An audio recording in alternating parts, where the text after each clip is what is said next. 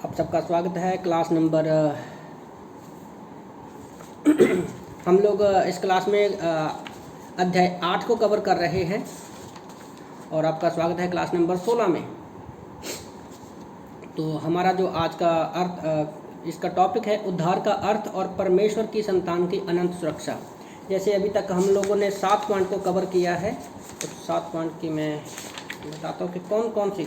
जैसे हम लोगों ने पहले ये देखा कि एक विश्वासी को अनंत जीवन कैसे मिलता है, यूहन्ना 5:24 में, और यूहन्ना 3:16 को हम लोगों ने पढ़ा।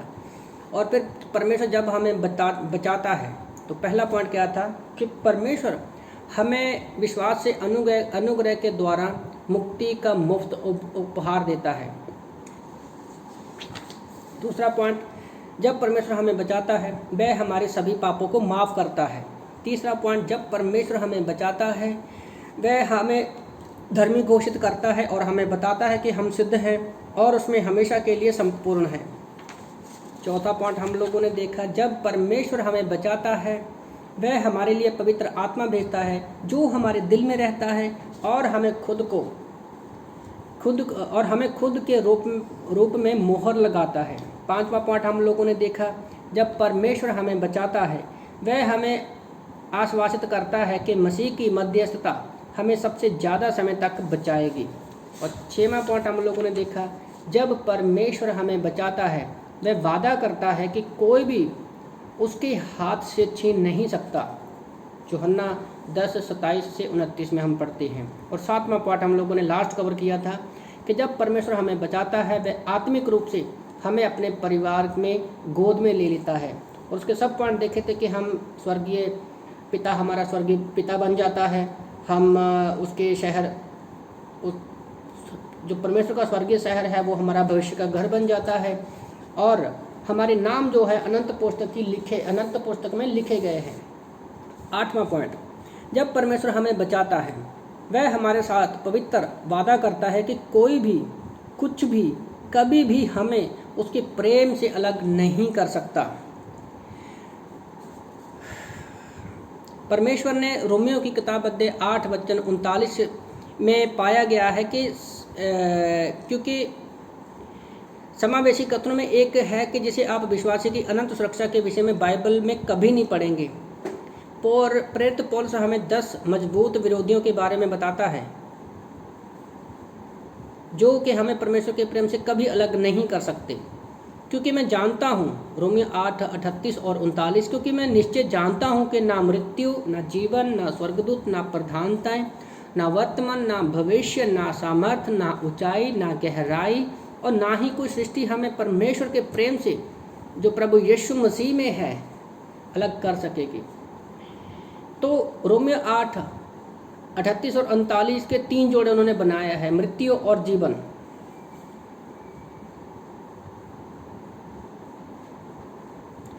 मृत्यु और जीवन, इस जीवन और मृत्यु में कुछ भी ऐसा नहीं कि एक विश्वासी को परमेश्वर के प्रेम से अलग कर सके। 2 चीज़ें हैं जिसे हम सबसे अधिक भय है, जीवन और मृत्यु।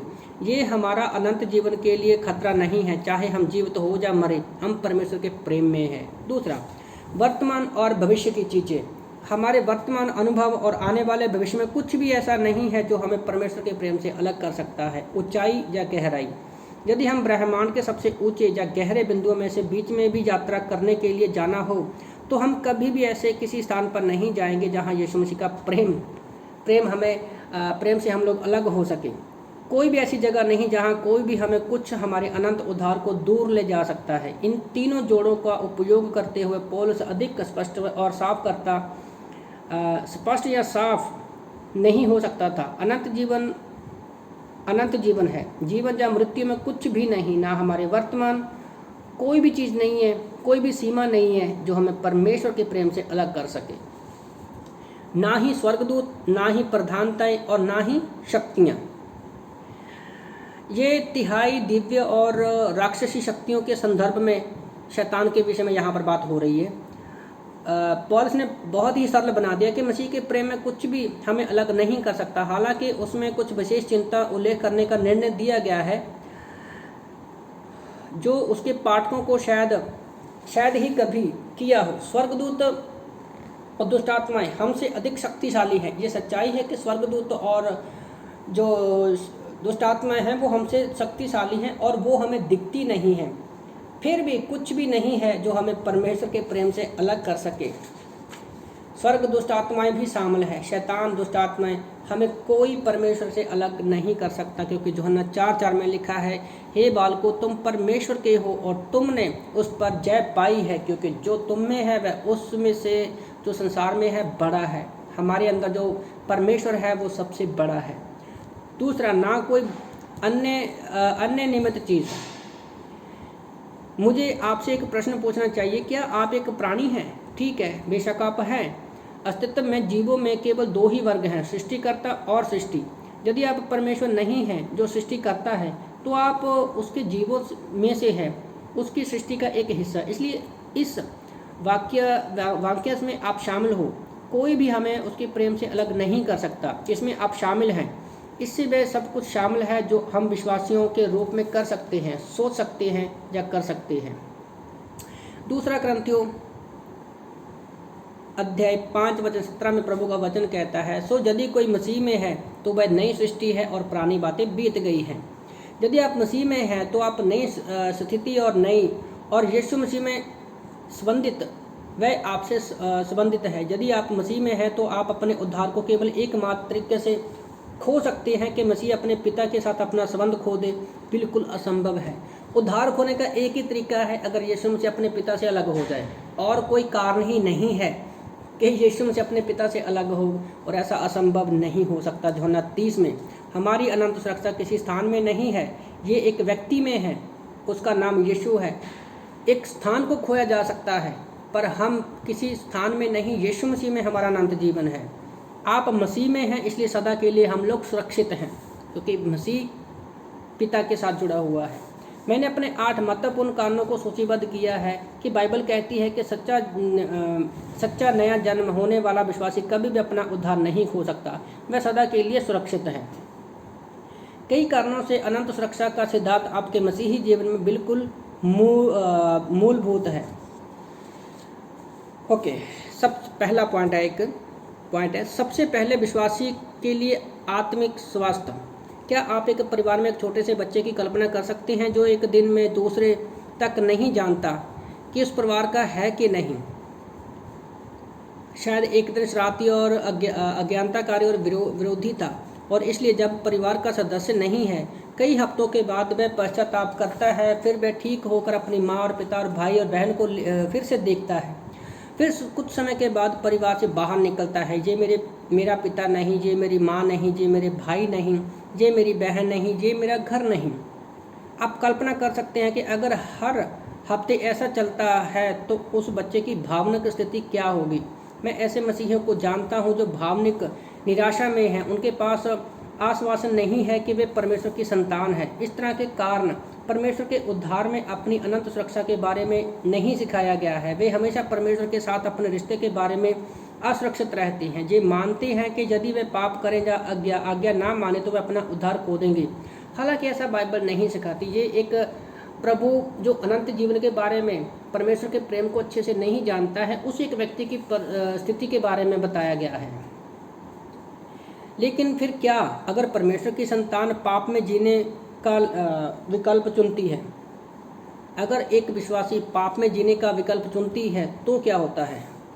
ये एक बौद्ध ही मान्य प्रश्न है। असल में बाइबल बहुत स्पष्ट है, वो ये सिखाती है अगर परमेश्वर की संतान निरंतर पाप और विरोध में रहती है तो प्रभु द्वारा प्रेम पूर्वक दंड और अनुशासित होगा जब तक वह पश्चाताप ना करे। प्रकाशित वाक्य अध्याय 3:19, इब्रानी 12:5-10।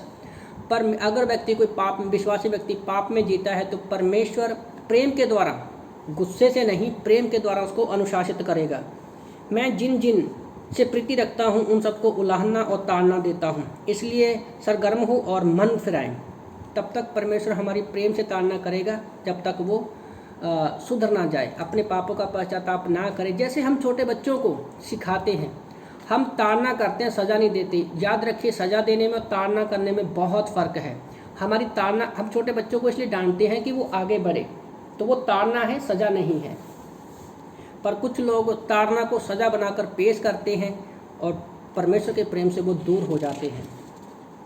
यदि परमेश्वर की संतान एक पीछे हटी हुई पापी अवस्था में रहने का विकल्प चुनती है तो वह कई विशेषाधिकारियों को खो देगी, जिसमें प्रभु के साथ निकट संगति, मसीह में आने वाले राज्यों के। अगर व्यक्ति पाप में जीता है तो क्या चीज़ों का नुकसान है? वो परमेश्वर से संगति खोएगा, उसको मिलने वाले जो स्वर्ग में उनको इनाम मिलने हैं वो नहीं मिल पाएंगे। और पर ये चीज़ सच है कि वो अपना उद्धार नहीं खोएगा, वो उसका उद्धार हमेशा के लिए सुरक्षित है। दूसरा पॉइंट, विश्वासी की आत्मिक उत्पादकता और गवाही के लिए। क्या आपको लगता है कि आप महान आत्मिकता को जीतने वाले होने जा रहे हैं और दूसरों को सुसमाचार प्रचार करने की इच्छा रखते हैं?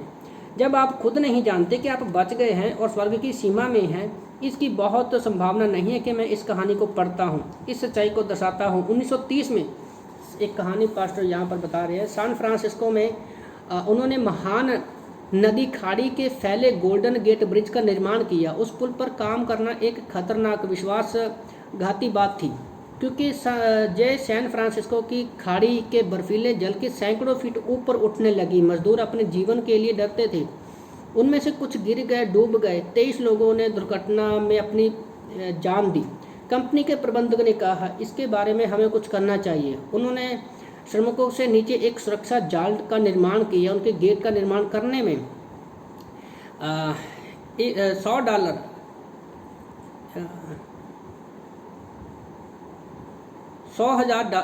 $1 लाख का खर्चा आया। हालांकि जब उन्होंने सुरक्षा जाल बनाया तो उन्हें पता चला कि ये एक व्यवसाय नहीं था, एक बड़ी बचत थी, क्योंकि वह काम 5% तेजी से बहुत काम जब उन्होंने जाल बनाया तो उनके लिए एक अच्छी बात थी और एक बचत हो गई। उनको लगा कि वो जाल बनाएंगे तो उनके लिए एक खर्चा ज़्यादा बढ़ गया है। पर जब उन्होंने जाल एक्चुअल में यहाँ पर बताना क्या चाहते हैं, सैन फ्रांसिस्को में एक पहाड़ों के ऊपर एक बड़ा पुल ब्रिज बन रहा था, तो बहुत ऊंचाई होने की वजह से 25 लोगों ने अपनी जान दी। तो फिर कंपनी के जो मैनेजर थे, जो प्रबंध थे, उसने कहा कि हमें एक जाल बनाना चाहिए नीचे, कि अगर कोई गिरता भी है तो वो बंदा जो है अपने वो जाल पर गिरेगा और उसकी मृत्यु नहीं होगी। पर दूसरे लोगों ने कहा कि ये एक खर्चे वाली चीज़ है। पर याद रखो, फिर भी उन्होंने किया और एक्स्ट्रा खर्चा $1 लाख का एक्स्ट्रा खर्चा किया। पर उसका फ़ायदा ये हुआ, जो वो उनको नुकसान लग रहा था, तो काम में 25% क्या हुआ, बढ़ोतरी आई।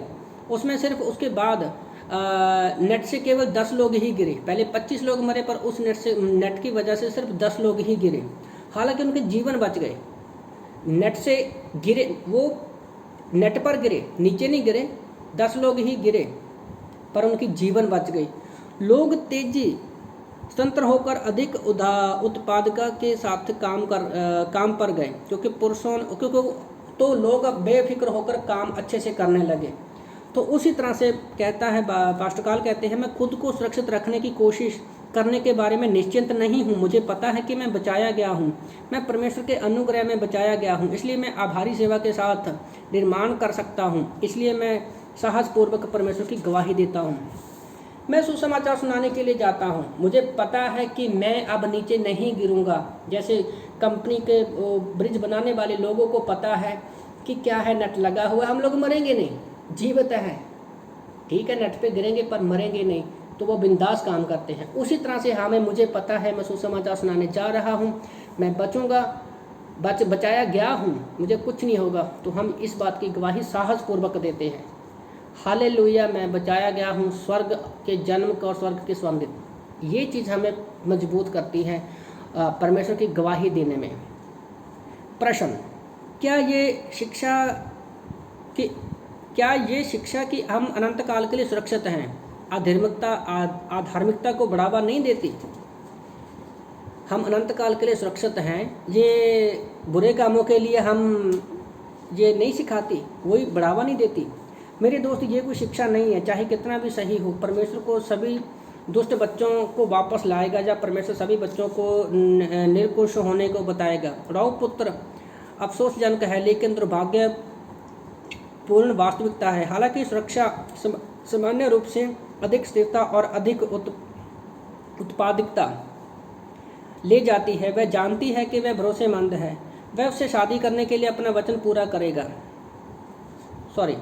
उदाहरण के लिए मान लीजिए एक जवान औरत अपने आदमी का साथ मांगती है। वह जानती है कि वह भरोसेमंद है, वह उससे शादी करने के लिए अपना वचन पूरा करेगा। क्या फिर इस आश्वासन को बहाने के रूप में इस्तेमाल करके किसी अन्य पुरुष के साथ सो सकती है, ये जानती हुए कि उसका मंगेतर उससे शादी करेगा? चाहे कुछ भी नहीं, बिल्कुल भी नहीं। वह अपने प्रेमी से प्रेम करती है, उससे शादी करने के उसकी प्रतिबद्धता उससे अधिक प्रेम करती है। उसके प्रेम में सुरक्षित उसे खुद खुश करने के लिए सब कुछ करना चाहती है। इसी तरह से मसीहियों के लिए परमेश्वर का सच्चा प्रेम है कि अधिक आज्ञाकारिता और अधिक फलदायी होते जाता है। उदाहरण के तौर पर जैसे लड़का लड़के के बीच में एंगेजमेंट होती है, उसको विश्वास करती है कि उसका पति उसको शादी के लिए आएगा, तो वो कोई गलत कदम नहीं उठाती, किसी और के साथ वो नहीं जाती। उसी तरह से परमेश्वर का प्रेम हमारे लिए है, तो हम भी बड़ी आज्ञाकारिता के साथ उसके प्रेम में बने हुए हैं कि यीशु मसीह हमें लेने के लिए आ रहा है। तो हम अद्भुत सिद्धांतों को लागू कर सकते हैं। सबसे पहले परमेश्वर के वचन और वादों पर विश्वास करके रोमियो 8:39 में, यूहन्ना 5:24 में, पहला यूहन्ना अध्याय 5 वचन 11-13 में जैसे लिखा है, शास्त्रों को स्मरण करो, उन पर स्थिर रहें, ये जानना कि आपका उद्धार पाया है। ये सबसे अधिक स्वतंत्रतादायक जीवन परिवर्तनकारी सिद्धांत हैं जिसे आप कभी समझ नहीं सकते। सुरक्षा शैतान की निंदा और हमारे संदेह के खिलाफ शक्ति का एक किले के रूप में उद्धार करती है, जो दूसरों को आकर्षित करने की बजाय घृणा उत्पन्न करती है। आत्मनिरीक्षण और संदेह में साल बर्बाद ना करें, विश्वास के साथ आगे बढ़े, अपने आप को मसीह में सुरक्षित हैं। दूसरा, परमेश्वर बिना शर्त के प्रेम से दूसरों से प्रेम करता है। यदि आप सुरक्षित हैं तो आप दूसरों को प्रेम करने में सक्षम हैं। यदि आप असुरक्षित हैं तो आप अपने बारे में भी चिंतित होंगे। फिर अगर हमें ये विश्वास है कि परमेश्वर हम सुरक्षित हैं, तो दूसरों को भी प्रेम अच्छे से बता सकते हैं और सुसमाचार सुना सकते हैं। अगर हम खुद ही हमें परमेश्वर के प्रेम के नहीं जानते हैं, तो हम दूसरों को भी क्या है, इस बात का प्रभु के प्रेम के बारे में नहीं सिखा पाएंगे और ना ही दिखा पाएंगे। उन अंशों के बारे में क्या तो ये बताते हैं कि विश्वासी अपने उद्धार को खो सकते हैं। इस अध्याय की शिक्षा सरल है। इसका मतलब ये है कि विश्वासी अपने उद्धार की अनंत सुरक्षा के बारे में एक नया विश्वास दिलाता है। इस अध्ययन के लिए हम उन सभी अंशों को निपट नहीं सकते आमतौर पर, हालांकि हम ये दिखा सकते हैं कि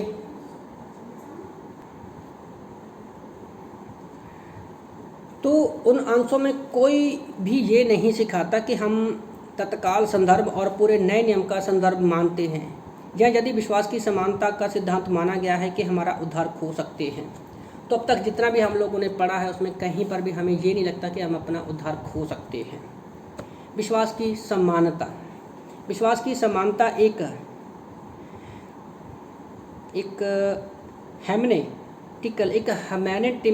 हैमेनेटिकल सिद्धांत है जो कहता है कि अस्पष्ट अंशों को स्पष्ट रूप से प्रकाश में समझाना चाहिए, ठीक इसके विपरीत नहीं।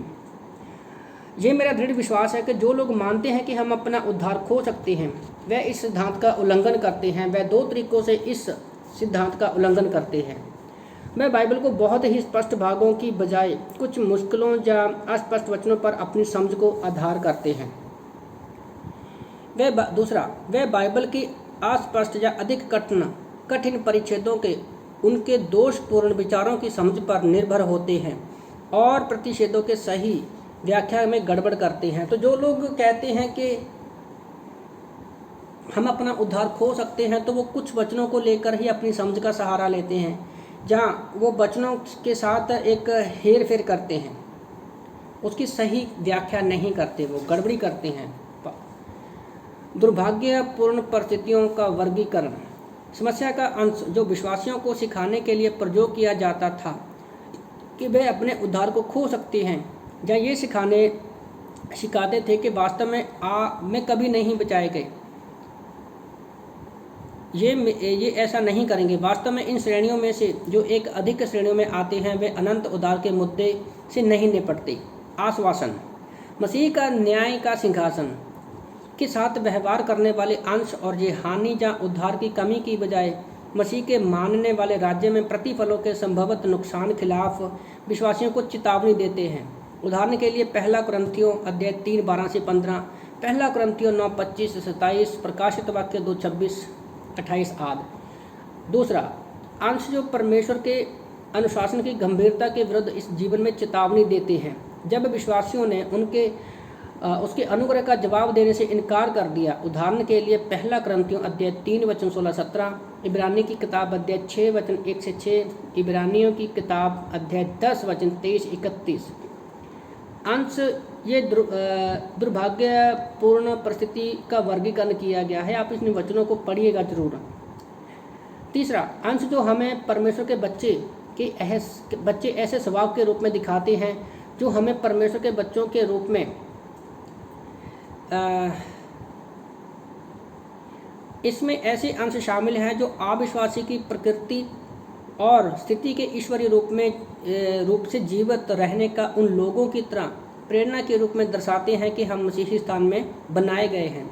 ये अंश हमें उद्धार की हानि के साथ खतरा नहीं देते और ना ही हमें उद्धार पर सवाल करने के लिए बुलाते हैं।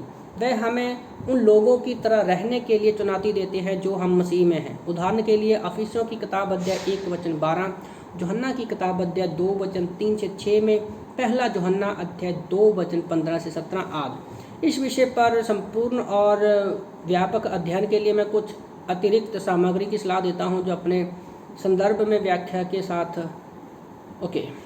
तो यहाँ पर कुछ किताबों के नाम दिए गए हैं। तो सिंपल शब्दों में पास्टर काल हम लोग ये समझ सकते हैं कि आज 8 कारणों के विषय में हम लोगों ने देखा कि हमारा जो उद्धार है यीशु मसीह पर विश्वास करने से हमारा उद्धार हो जाता है और हम हमेशा के लिए परमेश्वर के साथ सुरक्षित हैं। तो अभी क्वेश्चन है, मैं आपको कुछ क्वेश्चन देना चाहता हूँ। आई होप कि आप लोग जो है क्लास को कर रहे हैं, क्योंकि मुझे नहीं पता, मैं देख भी नहीं पा रहा हूँ, पर मुझे आशा है कि आप लोग क्लास को अच्छे से कर रहे हैं और अपना असाइनमेंट भी कर रहे हैं। तो यहाँ पर मैं 3 क्वेश्चन आप लोगों को देने वाला हूँ। क्वेश्चन सिंपल हैं, जैसे हम लोगों ने शुरू में पढ़ा था कि पहला क्वेश्चन ये है, एक विश्वासी को अनंत जीवन कब मिलता है? एक विश्वासी को अनंत जीवन कब मिलता है? आप वचन लिख सकते हैं, 4-5 लाइनों में लिखिए। दूसरा 8 पॉइंट लिखें जब परमेश्वर हमें बचाता है। 8 पॉइंट मैंने उनको इस क्लास की शुरुआत में बोला है, आप उन पॉइंट को सिर्फ आउटलाइन लिखनी है, एक्सप्लेन करने की जरूरत नहीं है, ठीक है। तीसरा क्वेश्चन है, परमेश्वर ने इस किताब के द्वारा आपसे पर्सनली क्या बातें की? तो वो जरूर लिखिएगा। और मैं आप लोगों को उत्साहित करता हूँ कि आप बने रहिए और मेरे लिए भी प्रार्थना करें कि प्रभु मुझे और भी अच्छे से क्लासेस सिखाने का बुद्धि और ज्ञान दे, क्योंकि मैं फर्स्ट क्लास पढ़ा रहा हूँ। मुझे भी आप लोगों की प्रार्थना की ज़रूरत है और रियली मैं आप सब लोगों के लिए मैं बहुत प्रार्थना करता हूँ कि परमेश्वर जो भी इस क्लास को लेता है, प्रभु आप सबसे बातें करें। फ़र्क नहीं पड़ता कि सामने वाला कौन पढ़ा रहा है, फ़र्क ये पड़ता है कि परमेश्वर उसके द्वारा क्या बात करना चाहता है। तो क्लास में बने रहिए। आइए हम प्रार्थना करते हैं। पिता, हम धन्यवाद करते समय के लिए मैं प्रार्थना करता हूँ कि प्रभु जैसे आज हमने उद्धार के बारे में देखा और हम कभी अपना जीवन अनंत जीवन नहीं खोएंगे, पिता आप हमारी सहायता करें, मदद करें पिता परमेश्वर, और हम वचन प्रार्थना संगति में बढ़े जाएं और बड़े उत्साह और विश्वास के साथ लोगों के बीच में सुसमाचार को प्रचार करें। प्रभु आने वाली सारी क्लासेस को मैं आपके हाथों में देता हूँ और उसमें भी आप हमारी सहायता और मदद करना। प्रार्थना प्रभु यीशु के नाम से मांगते हैं, आमीन आमीन।